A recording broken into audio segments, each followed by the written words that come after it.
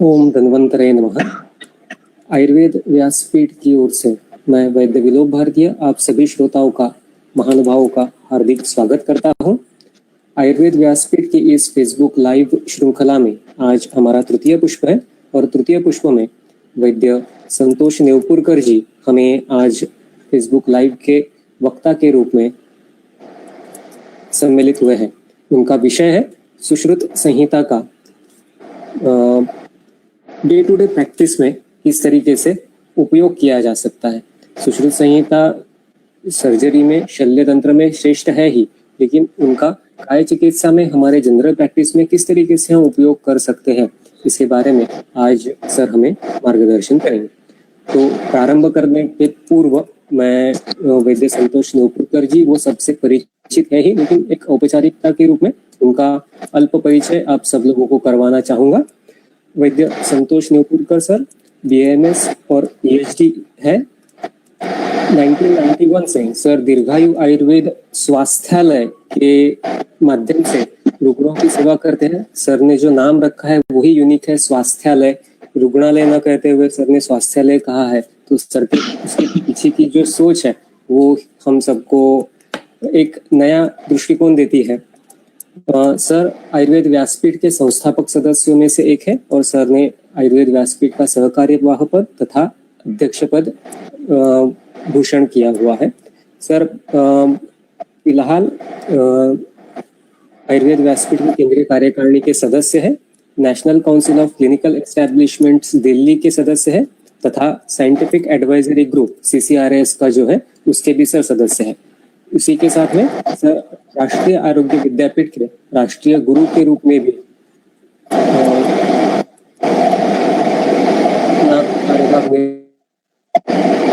कर रहे हैं। तो मैं अधिक समय व्यतीत न करते हुए नेवपुरकर सर को विनती करूंगा कि वो अपने व्याख्यान की शुरुआत करें। नमस्कार। अक्षय तृतीया की इस पर्व की आप सभी वैद्यजनों को मेरी शुभकामनाएं। मैं आयुर्वेद व्यासपीठ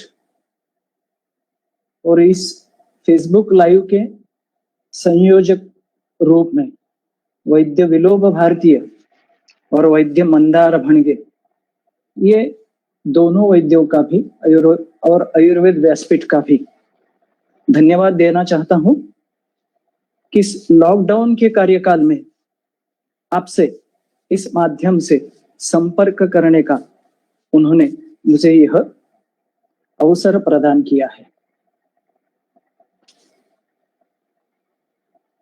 हम जब महाविद्यालय में पढ़ते थे तो एक श्लोक फर्स्ट ईयर में ही हमें जाना जाता था।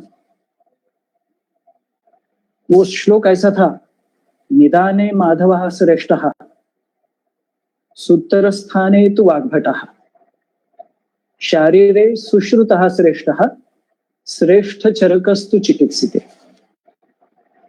ऐसा है यह श्लोक था। और हमारे महाविद्यालय के कार्यकाल में भी हम देखते हैं शारीर रचना, शल्य, इतना ही हम सुश्रुत संहिता को सीमित रखते हैं।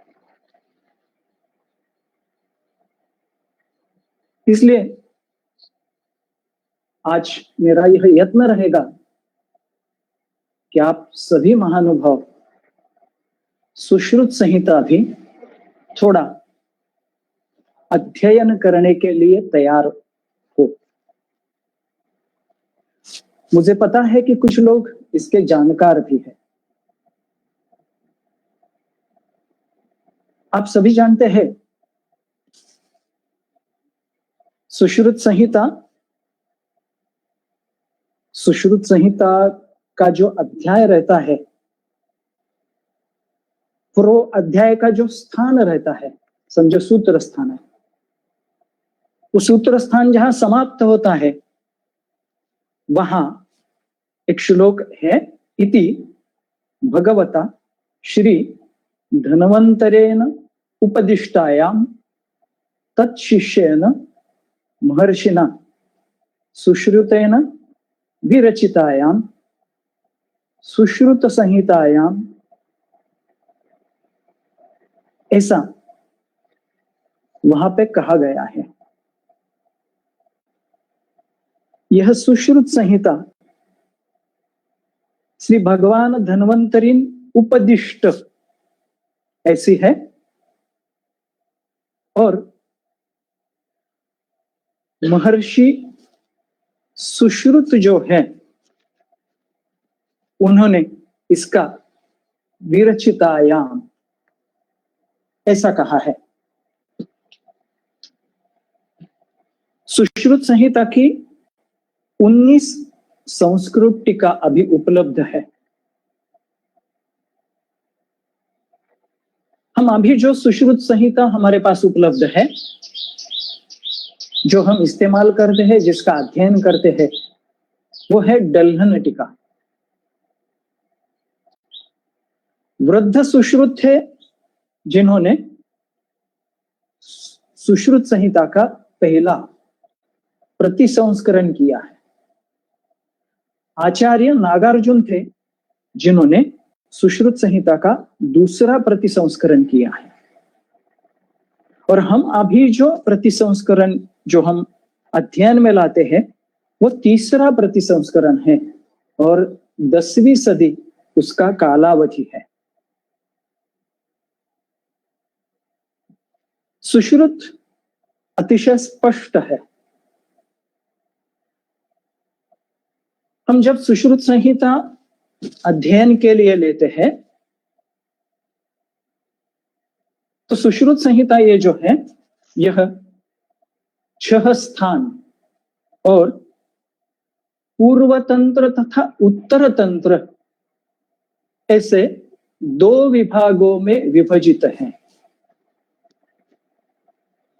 सुश्रुत संहिता में सूत्र स्थान, निदान स्थान, शारीर स्थान, चिकित्सा स्थान, कल्प स्थान एवं उत्तर तंत्र या उत्तर स्थान है। पूरे सुश्रुत में 186 अध्याय है। 120 अध्याय यह पूर्व तंत्र में है और बाकी 66 अध्याय यह उत्तर तंत्र में है। सुश्रुत संहिता में कुल मिला के 8300 इतने श्लोक है। सुश्रुत संहिता का वैशिष्ट्य ऐसा है, सूत्र स्थान पहला अध्याय जो है वो वेद उत्पत्ति अध्याय ऐसा कहा है। हमें पता है कि आयुर्वेद यह अथर्ववेद का उपवेद है। वेद यानी जानना, ज्ञान करके लेना। इस तरीके से आयुर्वेद की उत्पत्ति कैसी है और वेद से कैसी है, इस अध्याय का वर्णन जिसमें है उसको कहते हैं कि वेदोत्पत्ति अध्याय। और इस अध्याय में सुश्रुताचार्य पहले ही स्पष्ट करते हैं, अस्माकं सर्वेषामेव शल्यानां मूलम, कि यह जो संहिता है यह संहिता शल्य तंत्र प्रधान है। लेकिन हम सुश्रुताचार्य या सुश्रुत का वैशिष्ट्य देखना चाहेंगे तो आयुर्वेद के जो 8 अंग है वह 8 अंग जो है वह पूरे इस सुश्रुता संहिता में ठीक तरह से विस्तारित किए वाले हैं। ये अष्टांग कौन से हैं? सुश्रुताचार्य करते हैं तद्यथा शल्यम, शालाक्यम, काय चिकित्सा, भूत विद्या, कौमार्य भृत्य तंत्रम, अगध तंत्रम, रसायन तंत्रम, वाजीकरणम इति। शल्य तंत्र प्रधान होने से पहला क्रम उन्होंने दिया है, शल्य तंत्र से प्रधान शुरुआत की। हम अगर सुश्रुत निदान स्थान देखते हैं तो सुश्रुत निदान यह पहला वातव्याधि निदान आया है। सुश्रुत शल्य तंत्र का ग्रहण प्रधान संहिता होके भी वहां वात व्याधि निदान यह पहला अध्याय दिया है। इस तरह हम सोच सकते हैं कि सुश्रुत संहिता यह पूरे चिकित्सा के लिए बहुत ही उपयुक्त संहिता है। अब 8 अंगों का वर्णन सुश्रुत देते हैं। वो पहले कहते हैं कि तत्र शल्यम नाम, शल्य क्या है यह उसका यहाँ वर्णन वही अध्याय में। हमको इन शॉर्ट अगर जानना है कि सुश्रुत संहिता ग्रंथ कैसा है तो हम यह वेदोत्पत्ति अध्याय का अध्ययन करते हैं, तो उससे ही हमको पता चलेगा कि इस पूरे संहिता में क्या विषय है, किस तरह से इस संहिता का रचना की गई है। इस पहले अध्याय में ही 42 श्लोक यह दिए गए हैं। पहला शल्य तंत्र है, उसका वर्णन यहां देते हैं। तत्र शल्यम नाम विविधत्र नकाष्ठ, ऐसा वो कहते हैं, हम उसका वर्णन देख सकते हैं। दूसरा शालाक्य नाम है। सुश्रुत तंत्र का यह वैशिष्ट्य है। शालाक्यम नाम ऊर्ध्वजतुर्गता नाम श्रवण नयन वदन घ्राणादि संश्रिता नाम व्याधि नाम उपशमनार्थम। यह जो आयुर्वेद का एक अंग है उसका वर्णन विस्तार से सुश्रुत उत्तर तंत्र में आपको मिलता है। उसके बाद में भूत विद्या, देवासुर गंधर्व यक्ष रक्ष, इस तरह से ग्रह चिकित्सा भूत विद्या, इस तरह से इसका वर्णन यहाँ पे शांति कर्म, ऐसा इस तरह का पाठ, और उसके विधि, व्याधि कौन से है और उसकी चिकित्सा, यह भी सुश्रुत संहिता में वर्णित है। बहुत महत्वपूर्ण जो है वो है कौमार्य भृत्य तंत्र। कुमार भरण धात्रिक्षीर दोष संशोधनार्थम। यहाँ पे सुश्रुत संहिता का वैशिष्ट्य है कि सुश्रुत बहुत ही स्पष्ट है, वो उनका उद्देश्य बहुत ही स्पष्ट रूप से देते हैं। यहाँ वो कहते हैं कुमार भरण धात्रिक्षीर दोष संशोधनार्थम दुष्ट स्तन्य ग्रह समुत्थानांच व्याधीनाम उपशमनार्थम। अगर आपको गर्भिणी की चिकित्सा करनी है, बाल रोग की चिकित्सा करनी है, तो यह आपको कहाँ मिलेगा, तो यह कौमार्य भृत्य और वैसे अध्याय सुश्रुत संहिता में हमको मिलते हैं।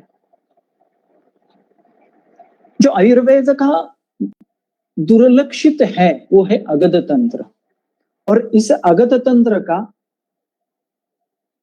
विस्तार से वर्णन कल्पस्थान में है। अगध तंत्रम नाम सर्प कीट लुता मूषका आदि दष्ट विष व्यंजनार्थम विविध विषय संयोगे उपशमनार्थंच, ऐसा वो कहते हैं। कल्पस्थान में इस विषय की विस्तृत जानकारी हमको मिलती है। सुश्रुत का वैशिष्ट्य वो कहते हैं, इसके बाद में का जो 7वां अंग है वो है रसायन तंत्र। वो कहते हैं रसायन तंत्रम नाम वयस्थापनम आयुर मेधा बलकरम रोग अपहरण समर्थंच सामर्थ्यंच, कि रसायन से क्या होने वाला है, रसायन तंत्र में क्या है, तो वो कहते हैं वयस्थापन, यह एक पहला कर्म है। आयुर मेधा बलकरम रोग अपहरणम च, सुश्रुत का और एक अध्याय है, उसमें वो कहते हैं कि महाव्याधि, उन्होंने 8 महाव्याधि दिए हैं, और वो 8 महाव्याधि के बारे में वो कहते हैं कि यहाँ आपको रसायन चिकित्सा ही देना है। उसमें वात व्याधि है, अश्मरी है, उसके बाद में प्रमेह है, कुष्ठ है, ऐसे वात व्याधि उन्होंने दिए हैं कि वहां रसायन चिकित्सा ही आपको करना है। यहाँ पे और सुश्रुताचार्य स्पष्ट करते हैं, रसायनम तंत्रम इत्यादि वयस्थापनम। वयस्थापनम क्या है? वर्षशतम आयु स्थापनम। आयुष्करम शताधिकम अपि करोति, अन्ये तु वयस्थापनम जरापहरणम तारुण्यम बहुकालम स्थापयिता इति अर्थः। तो इस रसायन तंत्र में हमको इस तरह से अनेक विषय हमको मिलेंगे। और महत्व का वर्णन अध्याय, इसके लिए सुश्रुत संहिता जानी जाती है, वो है वाजीकरण तंत्र। वाजीकरण तंत्र यहां इस व्याख्या में ही वो कहते हैं, वाजीकरण तंत्रम नाम अल्पदुष्ट क्षीण विशुष्क रेतसाम अप्यायनम। वो पहले ही स्पष्ट कर देते हैं कि अल्पदुष्ट क्षीण शुष्क विशुष्क रेतस, इनको अप्यायन करना है। प्रसादोपचय जननम निमित्तम प्रहर्ष जननार्थम च। वाजीकरण चिकित्सा में क्या क्या होने वाला है, टीका हम उसके अगर देखते हैं इस श्लोक की, तो विषय और स्पष्ट होता है। वो कहते हैं वाजीकरणम तंत्रमितम इत्यादि। इस तंत्र में क्या क्या होगा? हम हमारे चिकित्सालय में देखते हैं कि हमारे पास वंध्यत्व के बहुत सारे रुग्ण आते हैं। ये रुग्णों का अगर हमें व्यवच्छेद करना है, सुश्रुताचार्य और एक शब्द इस सुश्रुत संहिता में देते हैं, उसका नाम है विकल्प। दोष भेद विकल्प अध्याय। विकल्प यानी क्या है? तो उसका अंश अंश कल्पना। तो इस वाजीकरण में अंश अंश कल्पना कौन सी है? वो कहते हैं अल्परेतसः प्रकृतेव स्तोकरेतसः। अनेक प्रकार उसके देते हैं वो। तेषान अप्यायन निमित्तम, इनका अप्यायन करना है। दुष्ट रेतसो वात दुष्टि रेतसः तेषाम प्रसाद निमित्तम। ये दुष्ट रेतसों का प्रसाद, उनका नैर्मल्यम करना है। प्रसाद बोले तो नैर्मल्य, उसमें का जो निर्मलत्व उसको करना है। क्षीण रेतसः कारणे स्वमानाद अल्पीभूत रेतसः तेषाम उपजय निमित्तम। अथवा अल्परेतसः पंचविंशतिम प्राप्त क्षीणरेतसस्तु मध्यमवयसः कारणात्। अब यहाँ पे वो कहते हैं कि जो तरुण है, जिनका वय वर्ष 25 है, उनमें कौन से व्याधि आने वाले हैं? जो मध्यम वय के हैं, उनमें कौन से व्याधि आने वाले हैं, इसकी स्पष्ट कल्पना वो यहाँ पे देते हैं। उसके बाद में कहते हैं कि शुष्क रेतसो वृद्धा। शुष्क रेतस कहाँ होने वाला है? तो वृद्धा। आपका रुग्ण आपके पास आता है तो आप क्लियर करिए, 3 तरह के बाइफर्केशन करके आपकी चिकित्सा कर सकते हैं।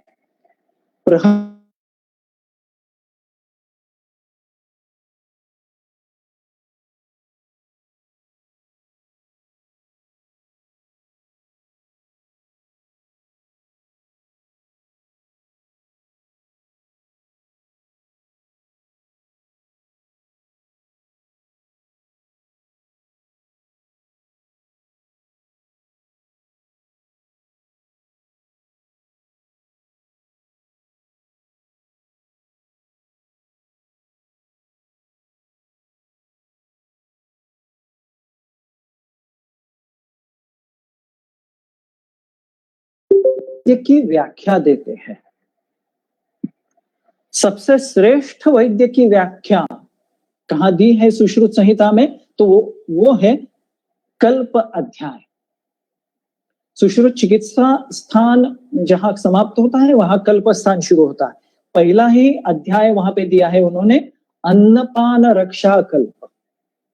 और यह अन्नपान रक्षा कल्प में वह उत्तम वैद्य कौन हो सकता है, उत्तम वैद्यों में क्या गुण होना चाहिए, वो कहते हैं कुलीनम धार्मिकम स्निग्धम सुभृतम संतानोत्थितम अलुब्धम अशठम भक्तम कृतज्ञम प्रियदर्शनम क्रोध पारुष्य मात्सर्य मायाजाल स्यात् विवर्जितम जितेंद्रियम क्षमावंतम शुचिम शूल दयान्वितम मेधाविनिम। इस तरह से उन्होंने यहाँ पे, और आगे वो कहती है, महानसे प्रयुंजित वैद्यम तत् विद्वत पूजितम, ऐसा वो कहते हैं कि विद्वज्जनों से इस वैद्यों की पूजन होते हैं। अन्य एक अध्याय में, वो श्लोक तो मैं नहीं कहूंगा, लेकिन वो कहते हैं अन्य तो तस्करहा, तस्करहा भी कहते हैं कि अगर आप ठीक से व्यवहार नहीं करें तो तस्करहा, यह भी सुश्रुताचार्य करते हैं। यहाँ पे एक शब्द के ऊपर मैं ध्यान देना चाहता हूं कि वैद्य कैसा हो, कि वो कहते हैं धार्मिकम स्निग्धम। स्निग्धम का वो कहते हैं स्निग्धः स्नेहेन मित्र भावेन राज्ञा सह व्यवस्थितः एतेन मित्रमिव सर्वथा रक्षति। वो कहते हैं कि वैद्य कैसा होना चाहिए, तो वैद्य अपने रुग्णों से मित्रवत, मित्र है शब्द हम सुश्रुताचार्य यूज करते हैं कि स्नेह यानी मित्र, मित्रों के पास स्नेह भाव होता है। यह बहुत वैशिष्ट्यपूर्ण सुश्रुत का उदाहरण है। आगे एक अध्याय दिया है, वो है अध्ययन संप्रदीय अध्याय। उसमें भी सुश्रुत कहते हैं कि कैसा होना चाहिए, तो शुचिर गुरु अपरो दक्ष स्तंद्रा निद्रा विवर्जितः पठन्नतेन विधिना शिष्य शास्त्रम अपनुयात्। इस तरह से महत्व कैसा है, शुचिर गुरु अपरो, गुरु से लेके यह शिष्य ने यह इसका अध्ययन करना जरूरी है। चिकित्सा के पक्ष में सुश्रुताचार्य भी वही स्पष्ट है। वो इस पहले अध्याय में हमको कह देते हैं कि व्याधि कितने प्रकार के हैं। वो कहते हैं ते चतुर्विधा, व्याधि 4 प्रकार के हैं। वो कौन से हैं? अगंतवः, शारीरः, मानसः, स्वाभाविकश्चेति। 4 तरह के व्याधि होते हैं। वो कहते हैं अगंतवः। अगंतवः यानी क्या? ते चतुर्विधा इत्यादि पूर्वोत्पन्नात्वाद अगंतोः प्रागाभिधानम तत् शारीरः। शरीरस्य प्राधान्यता तेताः शेषविति स्वभावेन भवति इति स्वाभाविकः। स्वभावो यत्र सहज धर्मो अगंतु प्रवृत्तयः पूर्वं व्याख्यात्यामः। इस तरह से वह वर्गीकरण व्याधियों का करते हैं।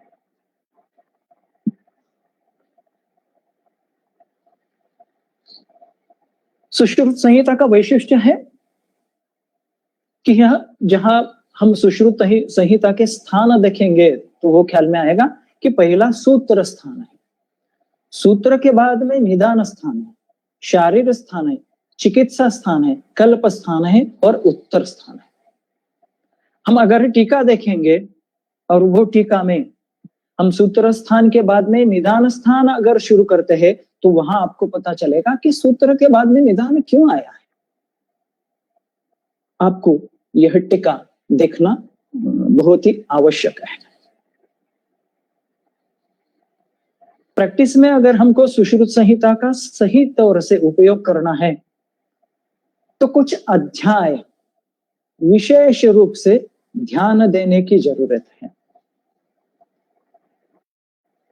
इस संहिता का अध्ययन कैसा कर सकते हैं? तो पहले पूरी संहिता, सुश्रुत संहिता, चाहे वो हिंदी अनुवाद क्यों ना हो, ये पहले सुश्रुत संहिता पहले पूरी तरह से पढ़ना जरूरी है।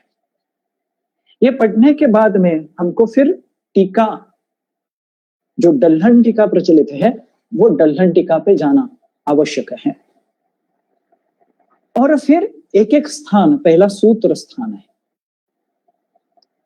सूत्र स्थान में जो अध्याय है उसमें एक महत्वपूर्ण अध्याय है जिसका हमें चिकित्सा में बहुत ही अत्यंतिक उपयोगी यह अध्याय है। वो अध्याय है सुश्रुत सूत्रस्थान अध्याय 14वां शोणित वर्णनीय अध्याय। देखिए अध्याय का नाम क्या है, शोणित वर्णनीय अध्याय। सुश्रुत जाने जाते हैं अपने शारीरे सुश्रुतः श्रेष्ठ। शारीर यह दो पद्धति का होता है, एक रचना शारीर होता है और दूसरा क्रिया शारीर होता है। सुश्रुताचार्य यह दोनों शारीर में मास्टर है। आपको अगर शारीरिक क्रिया भी सीखना है तो सुश्रुत संहिता से ही सीखना है। इस अध्याय में शोणित वर्णन अध्याय दिया है, लेकिन यहाँ शुरुआत वो करते हैं इस अध्याय की, वो बहुत अलग तरह से करते हैं और यही चिकित्सा में हमें उपयोगी आने वाला है। यह अध्याय में शोणित वर्णनीय अध्याय में करते हैं वो। इसके पहले का अध्याय है वो जलों का वो चरणीय अध्याय है। इसके बाद में का जो अध्याय है वो दोष धातु मलक्षय वृद्धि अध्याय है। इस तरह से जहां दोष सीखना है तो यह 13, 14, 15 ये अध्याय है। उसके बाद में सुश्रुत सूत्र स्थान 21वां अध्याय है, वो वर्ण विचार का अध्याय है, लेकिन वहां भी अच्छी तरह से दोषों का वर्णन सुश्रुताचार्य देते हैं। यहां सुश्रुत कहते हैं तत्र पंचभौतिकस्य चतुर्विधस्य षड्रसस्य, इसमें का हर एक शब्द महत्वपूर्ण है। ये वर्णन कौन सा है? ये वर्णन आहार का वर्णन है कि हमारा आहार कैसा हो। तो हमारा आहार तत्र पंचभौतिकस्य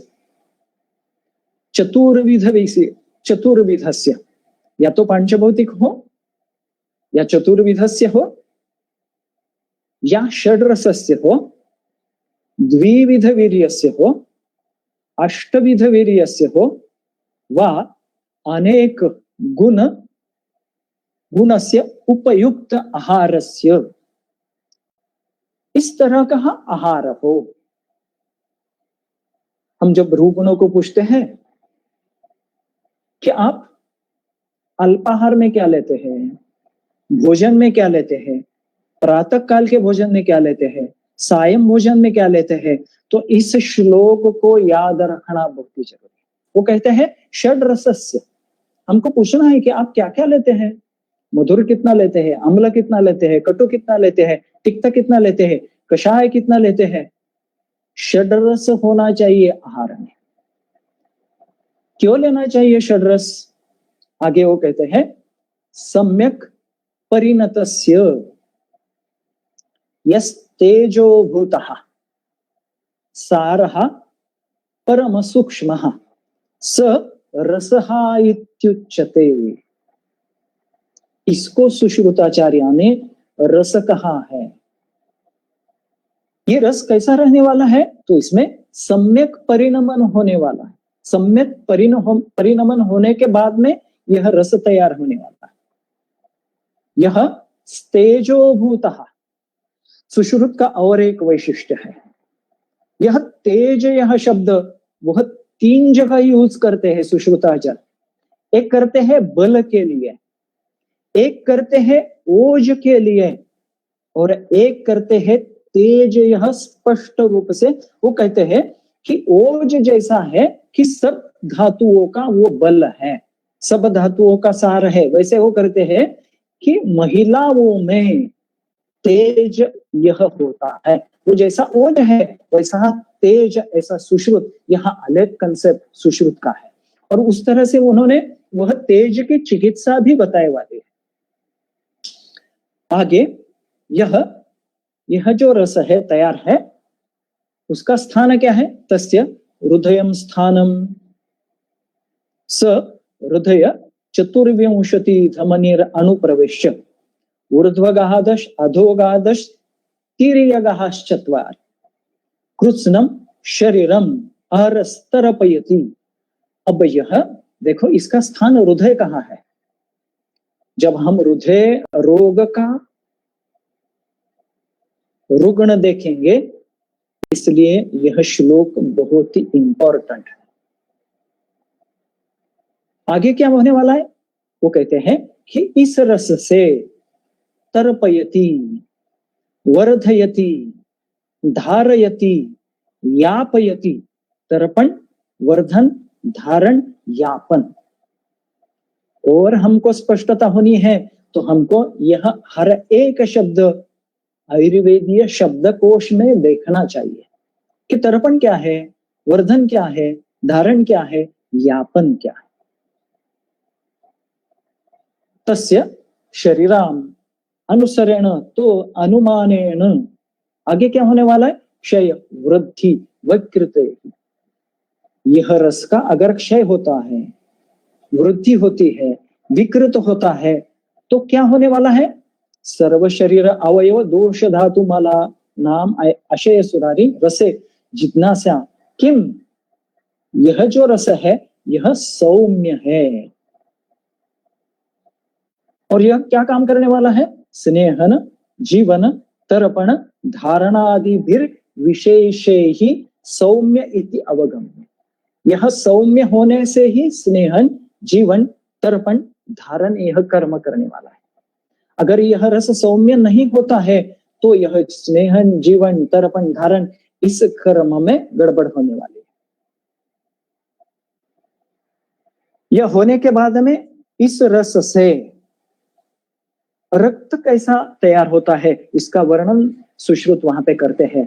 और उसके बाद में वह तो मैं अभी नहीं बताऊंगा, लेकिन जहां हमको त्वक विकार का रुग्ण हमारे पास आता है, और त्वक विकार हमको पता है कि सुश्रुत कहते हैं रुक्ष शीत उपक्रांतश्च ये गदाः सम्यक साध्या न सिद्ध्यन्ति रक्तजान स्थान विभावये। इनको रक्तजान कहते हैं। और अगर ये रक्तजान है तो उसको कुर्यात शोणित रोगेषु रक्तपित्त हरिक्रियाम वास्त्रावणम शोणितस्य, वह ऐसा उन्होंने कहा है, आगे कहा है। तो यहां रक्त का पांचभौतिकत्व उन्होंने दिया है। ख्याल में रहे सुश्रुत हर जगह पांचभौतिकत्व, यह सुश्रुत का वैशिष्ट्य है। ये कहते हैं विस्तृता, द्रवता, रागः, स्पंदनम, लघुता तथा भूम्यादिनाम गुणा हेते दृश्यन्ते चात्रशो। आगे टीका में वो कहते हैं, ये टीका बहुत महत्वपूर्ण है। वो कहते हैं तत्र पांचभौतिकत्वम सुखबोधार्थानाम स्पष्टयितुमाह विस्त्र इत्यादि। विस्तृता, आमगंधता, भूमि गुणः, यह किसका गुण है? विस्तृता, यह भूमि का गुण है। द्रवता, द्रव भाववः, यह किसका गुण है? अयम अम्बु गुणः।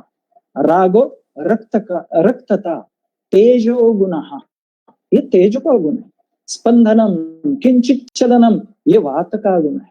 लघुता, अगुरुत्वम, आकाश गुण, यह ऐसे पृथ्वी आप तेज वायु आकाश, ये पांचों के ये गुण है।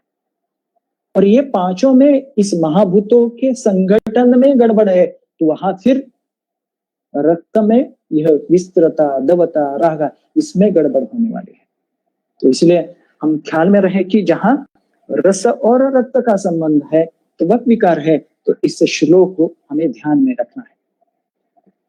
आगे और एक महत्वपूर्ण बात सुश्रुत कहते हैं। वो कहते हैं कि रस से रक्त बनता है, धातुओं का निर्माण क्रम वो कहते हैं। वो कहते हैं रसाद रक्तम ततो मांसम, मांसात मेदः प्रजायते, मेदसः सो अस्थि ततो मज्जा, मज्जनः शुक्रम तु जायते। पहले हमने देखा कि रस तैयार हो गया, वो आहार रस तैयार हो गया। उस रस से रस धातु तैयार हो गया। रस धातु से आगे रक्त धातु है, रक्त धातु से मांस है, मांस धातु से मेद है। यह धातु निर्माण प्रक्रिया, धातु परिपोषण क्रम है।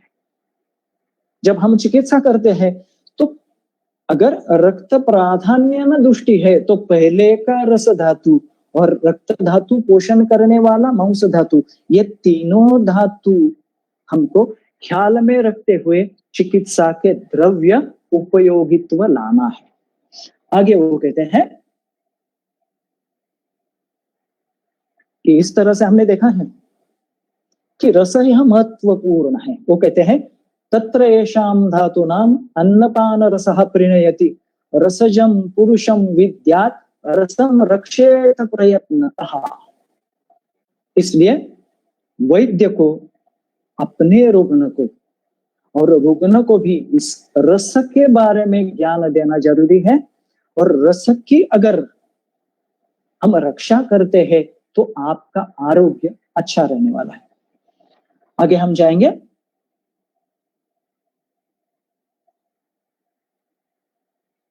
उनके शिष्यों को प्रश्न हुआ है, आचार्य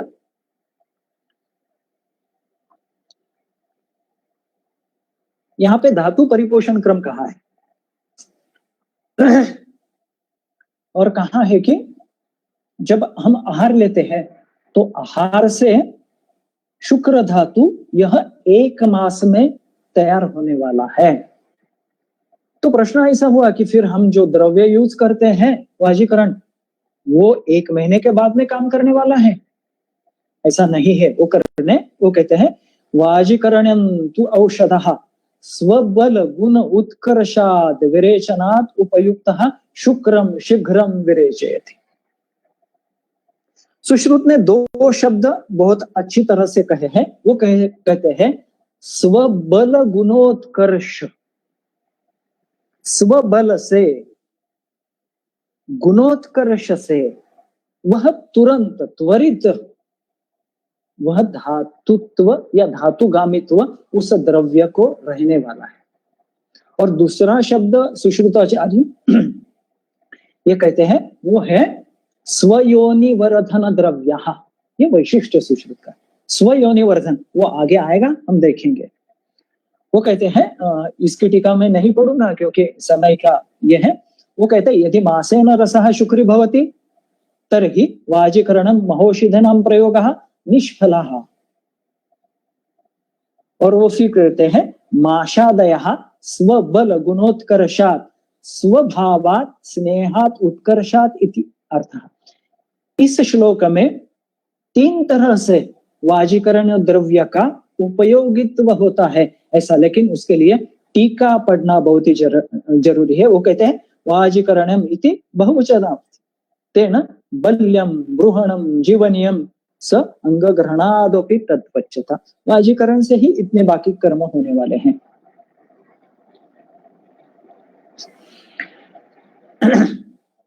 इस रक्तमोक्षण के अध्याय में वो कहते हैं कि अगर रक्तमोक्षण तो मैं अभी लेने वाला नहीं हूं, लेकिन रक्तमोक्षण से क्या होता है, तो वो कहते हैं मैं अन्य रोग की अपेक्षा, यह रक्तमोक्षण का श्लोक मैंने लिया है, लाघवम वेदना शांतिर व्याधिर वेग परीक्षया सम्यक विस्त्राविते लिंगम प्रसादो मनसस्तथा। मन का प्रसादन होने के लिए रक्तमोक्षण की आवश्यकता है। एक नया आयाम सुश्रुत का है। जहां मन का प्रसादन नहीं है वहां अल्प मात्रा में रक्तमोक्षण उपयोग करके देखिए, आपको उसका उपयोगित्व मिलेगा। रक्तमोक्षण से क्या होने वाला है? अपुनर्भव कौन सा है? वो कहते हैं तवग दोषा ग्रंथया शोफा रोगा शोणिताश्च जये रक्तमोक्षणताशीलम न भवन्ति कदाचन। त्वग दोष ग्रंथया शोफा रोगा शोणिताश्च जये। टीका हम आगे देखेंगे तो वो टीका में और रक्त गुल्म विद्रति विसर्प आदि सब व्याधियों का वर्णन वहां पे है। यह न भवन्ति कदाचन, पुनर्भव यहाँ पे है। उसके बाद में का जो अध्याय है, जिसको अच्छा चिकित्सक बनना है उसके लिए यह अध्याय बहुत ही आवश्यक है। वो है दोष धातु मल विज्ञान और उसका क्षय वृद्धि लक्षणाध्याय। इसमें दोष धातु मल, ये शुरुआत ही ऐसा करते हैं। देखिए पहला ही श्लोक है, वो कहते हैं तत्र प्रस्पंदन उद्वहन पूर्ण विवेक धारण लक्षणो वायु पंचदा प्रविभक्तः शरीरम धारयति। वायु के 5 प्रकार है, प्राण उदान व्यान समान अपान। वो हर एक का कर्म ज्ञान है, क्या है, किस तरह है, वो कहते हैं प्रस्पंदन, उद्वहन, पूर्ण, विवेक, धारण, लक्ष्यो वायु पंचधा प्रविभक्त। ये सुश्रुत का वैशिष्ट्य है। बहुत ही प्रत्यक्षता से वो कहते कि नहीं, यह प्रत्येक वायु का कर्म यह अलग अलग है। उसकी टीका बहुत अच्छी है, आप देखिए, वहां पे आपको इसका वर्णन मिलेगा। जैसा वायु का वर्णन उन्होंने किया है, वैसा वह पित्त का भी पंचधा, और वहां पे पंच अग्नि, अग्नि भी 5 इस तरह का वर्णन वो कहते हैं। राग, पक्ति, ओज, तेज, मेधोष्मकृत पित्तम पंचधा प्राविभक्तम अग्निकर्मणाम अनुग्रहम करोति। इस तरह से 5 पित्त की जो अग्निकर्म का अनुग्रह करोति, वो नीचे टीका में कहते हैं अन्य तो तेजः शब्देन वर्ण प्रकाशिनी त्वक्स्थाम दीप्तम आयुः इदं च रागादिकर्मं सामान्यम सर्वपित्तानां। हर एक पित्त जो है वह अग्नि का कर्म करने वाला है, और उसका कर्म क्या है तो वह बताते हैं राग, पक्ति, ओज, तेज, मेधा, यह कर्म बताते हैं। और यह हर एक 5 जो प्रकार है, यह प्रत्येक का एक एक वैशिष्ट्य पूर्वक कर्म है। और यहीं पे वो नीचे ऐसा कहते हैं कि टीका बहुत पढ़ना जरूरी है। वो कहते हैं कि यहाँ राग, पक्त्या, तेजो, मेधोष्म कृत का है मेधा, वो कहते हैं मेधा यानी तो क्या, वो नीचे कहते हैं मेधाकृत, मेधा ग्रंथाकर्षण सामर्थ्यम तस्या अपि साधक अग्नि साधक पित्तेन, साधक पित्त का कर्म बताते हैं। आगे हम जाएंगे, जैसे पित्त का है वैसा कफ का है। कफ के 5 प्रकार आपको पता है, उनका हर एक का कर्म वैशिष्ट्यपूर्ण है। वो कहते हैं संधिश्लेषण, संधि संश्लेषण, स्नेहन, रोपण, पूरन, बल, स्थैर्य, कृच, श्लेष्मा पंचधा। और ये श्लेष्मा का कर्म जैसा पित्त का कर्म कहा है कि यह अग्नि के कर्म है, वैसा यहाँ पे कहते हैं वो कि यह उदक कर्म नाम, उदक का कर्म है। इस तरह से अगर उदक का कर्म होता, क्षय होता है, तो कफ के कर्म में भी क्षय होने वाला है। ठीक है, आगे जाएंगे, और वो कहते हैं कि यह इन वात दोष, पित्त दोष, कफ की यह क्षय, वृद्धि, ये सब होने वाला है। तो वहां पे क्या करना है, जैसा मैंने लास्ट में ही कहा था, तत्र स्वयोनि वर्धनान्यव प्रतिकार, उनका स्वयोनि वर्धन द्रव्य देके ही आपको, जैसा वातक्षय, शीतरुक्षेर, अन्य कटुभी ही पित्तक्षय, तो यहाँ पे क्या करना है, तो इनके विरुद्ध आपको जहां रुक्ष गुण है, स्निग्ध गुण से आप उसकी चिकित्सा कर सकते हैं। आगे वो कहते हैं तेषाम यथास्वाम संशोधनम क्षपणं च क्षयादि विरुद्धे ही क्रिया विशेषी प्रकृति। जो बड़े हैं उनको कम करना है, जो कम है उनको बढ़ाना है, और उसमें भी संशोधन, संशमन, इस 2 तरह की चिकित्सा करनी है। वो यही सूत्र स्थान में ही बता देते हैं। चिकित्सा सूत्रम निर्दिशा, वह कहते हैं क्षपनम संशमनम, इस तरह से वो कहते हैं। और यहाँ पे वो स्पेसिफिक कुछ द्रव्य देते हैं। वो क्यों देते हैं, तो वो संशमन के लिए देते हैं। वो बहुत महत्व के है, और इस काल में तो ज्यादा महत्व के। वो कहते हैं छिन्ना विश्वादिभिर्वायुर, छिन्ना विश्वादिभिर्वायुर, पित्तम क्षौद्रम फलत्रिके, क्षौद्र शहद के साथ फलत्रिक यूज करना है संशमन के। कफम गुडार्द्र का देश, कफ के लिए गुड़ और आर्द्र, ये उन्होंने यहाँ पे श्रेष्ठ बताया है। आगे वह बल की व्याख्या देते हैं। बल लक्षणम, बल भी उसकी भी क्षय होने वाला है। वहां पे ओज की व्याख्या देते हैं। ओज क्षय भी की भी क्या चिकित्सा है, वो इस अध्याय में देते हैं। वो कहते हैं बल लक्षणम च ऊर्ध्वोपदेश्यामः तत्र रसादीनां शुक्रांदानां धातूनां यत् परम तेजस्वात् खलु तेजस्त्वेन बलम इति उच्यते। यह स्वशास्त्र सिद्धांत, ये कहते हैं कि ये हमारे शास्त्र का सिद्धांत है, स्वशास्त्र सिद्धांत। और यह बल जानना क्यों जरूरी है, तो वो आगे भी कहते हैं।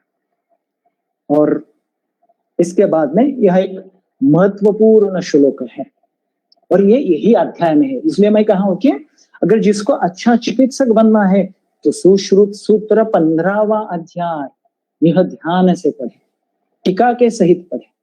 वो कहते हैं रस निमित्तम ही स्थौल्यम कार्शंच। हमारे चिकित्सालय में स्थौल्य और कार्श ये दोनों ही रुग्ण होते हैं।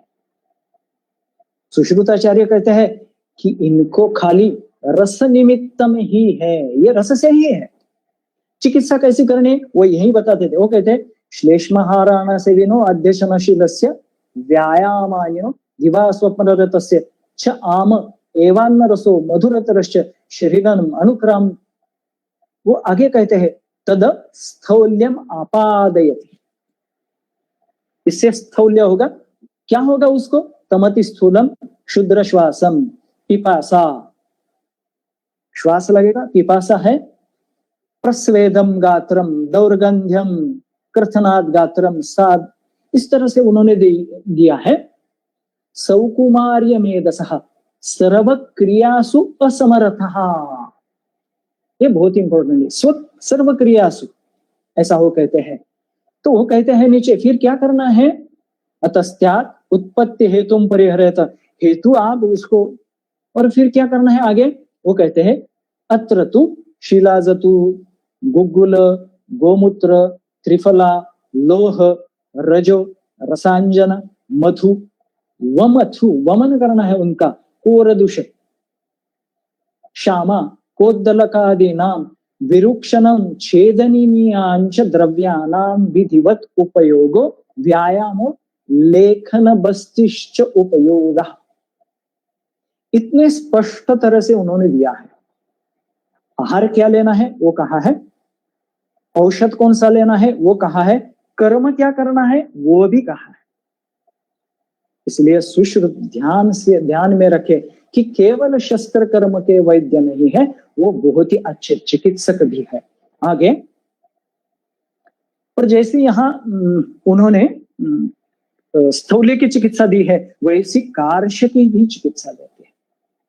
और कार्श के लिए क्या करना है, इसके बाद में का जो 33वां श्लोक है वो इसके बाद में कार्श के लिए।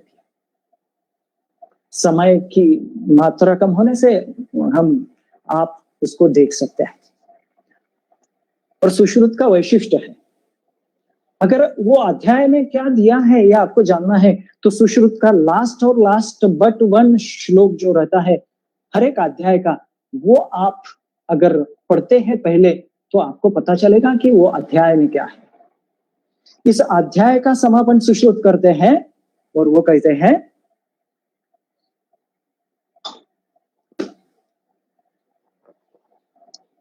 समदोषाः समाग्निश्च समधातु मलक्रिया प्रसन्न आत्म इंद्रिय मनः स्वस्थ इत्यभिधीयते। देखिए अध्याय कौन सा है, दोष धातु मल क्षय वृद्धि अध्याय। और व्याख्या श्लोक और अध्याय का एंड क्या किया है, वो किए है स्वस्थ की व्याख्या दी है। हम किसको कहेंगे, क्योंकि उन्होंने पहले दिया है कि क्षय वृद्धि इससे क्या होने वाला है, उसकी चिकित्सा भी दी है। और इसलिए इस अध्याय का जो समापन है वो करते हैं वो स्वस्थ व्यक्ति क्या लक्षण क्या, इस तरह से कहते हैं। आगे हम जाएंगे किस तरह से दोषों का जो वर्णन है ये 15वें अध्याय में, वैसा 21वां जो अध्याय है वो है वर्ण प्रश्न अध्याय। वहां पे भी वो दोषों का वर्णन करते हैं और जरा चिकित्सा के बारे में भी वो कहते हैं अत ऊर्ध्वम।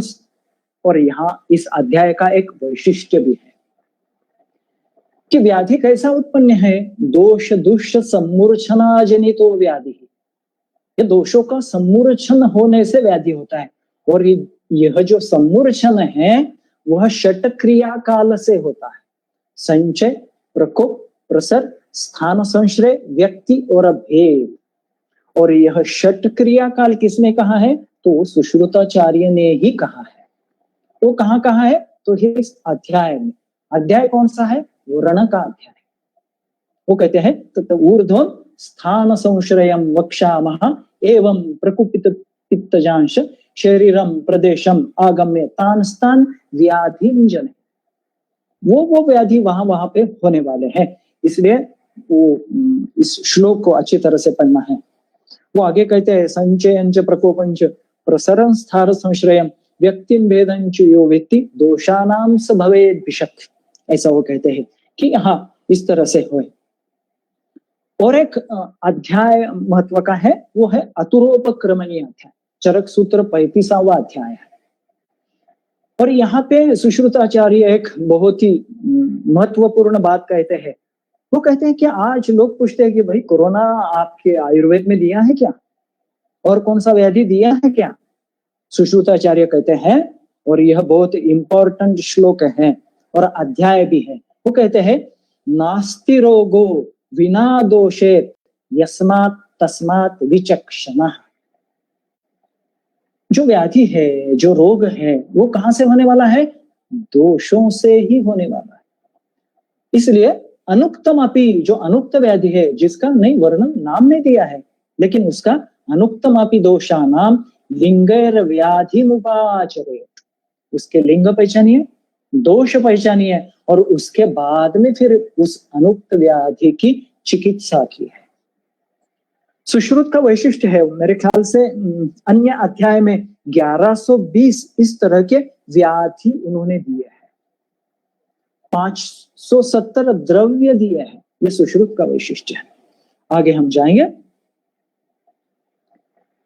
आगे वो बल का वर्णन कहते हैं कि जो बल है या अवस्था है, वय की अवस्था का वर्णन वो कहते हैं इस अतुरोपक्रमणीय अध्याय में। वो भी बहुत जानना बहुत ही है। हमारा जो वय की अवस्था है वो कहते हैं बाल्यम, मध्यम, वृद्धम इति। 3 क्लियर कट अवस्था है, एक बाल्य है, एक मध्य है, एक वृद्ध है। ये बाल्य के भी वो 3 अवस्था करते हैं। वो कहते हैं ते त्रिविधा, कौन सा है? क्षीरपा, क्षीरान्नाद, अन्नाद। क्षीरपा कौन सी है? वो कहते हैं तेषु संवत्सर पराः क्षीरपा, स्पेसिफिक स्पष्ट वर्णन, 1 वर्ष उसको क्षीरपा कहेंगे। द्विसंवत्सरा क्षीरान्नादा, 2 वर्ष तक हम क्षीरान्नाद कहेंगे। परतो अन्नदा, उसके बाद में जो है वो कहां तक है? षोडशो सप्तांतरे मध्य। अब जो है कि मध्यम वय कौन सा है? षोडशो मध्यम वय, इस तरह से। और तीसरा जो है वृद्धावस्थायाम, वो कौन सा है? तो वो भी कहते हैं